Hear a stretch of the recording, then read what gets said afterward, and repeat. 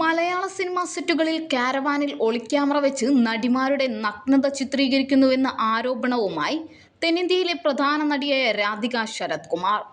നടിമാരുടെ നഗ്നത സൂക്ഷിക്കാൻ പ്രത്യേക ഫോൾഡറുകളുണ്ട്. ഇതിൽ നിന്നും ദൃശ്യങ്ങൾ കണ്ട് ആസ്വദിക്കുന്ന നടന്മാരെ താൻ നേരിട്ട് കണ്ടെന്നാണ് രാധികയുടെ വിശദീകരണം. പാടില്ലാത്തത് പലതും കേരളത്തിൽ നടക്കുന്നു. അവരോട് ശക്തമായി പ്രതികരിച്ചു.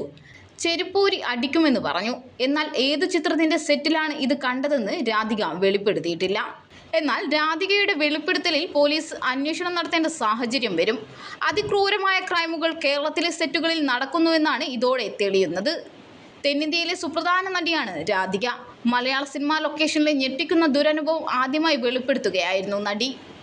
കാരവാനിൽ രഹസ്യമായി ക്യാമറ വെച്ച് നടിമാരുടെ നഗ്ന ദൃശ്യങ്ങൾ പകർത്തുന്നുവെന്നാണ് രാധികയുടെ വെളിപ്പെടുത്തൽ. സെറ്റിൽ പുരുഷന്മാർ ഒന്നിച്ചിരുന്ന് മൊബൈലിൽ ഈ ദൃശ്യങ്ങൾ കണ്ട് ആസ്വദിക്കുന്നത് താൻ നേരിട്ട് കണ്ടു. ഭയന്നുപോയ താൻ കാരവാനിൽ വെച്ച് വസ്ത്രം മാറാതെ ഹോട്ടൽ മുറിയിലേക്ക് പോയെന്നും രാധിക വിശദീകരിച്ചു. ഇതോടെ കാരവാനും സുരക്ഷിതമല്ലെന്ന് പറഞ്ഞു വയ്ക്കുകയാണ് താരം. മലയാള സിനിമയിൽ നടക്കുന്നതൊന്നും പുറത്തു പറയാൻ പറ്റാത്തതാണെന്നും അവർ പറയുന്നു. എന്നാൽ ഏത് സിനിമയുടെ സെറ്റിലാണ് ഇത് സംഭവിച്ചതെന്ന് അവർ പറഞ്ഞില്ല.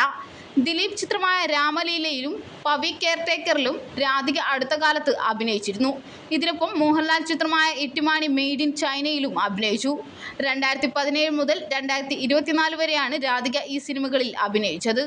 സിനിമാ ലൊക്കേഷനിൽ ഇത്തരം പ്രവർത്തികൾ നടക്കുന്നുവെന്ന സൂചനകൾ ഹേമ കമ്മിറ്റിയിലും ഉണ്ടായിരുന്നു.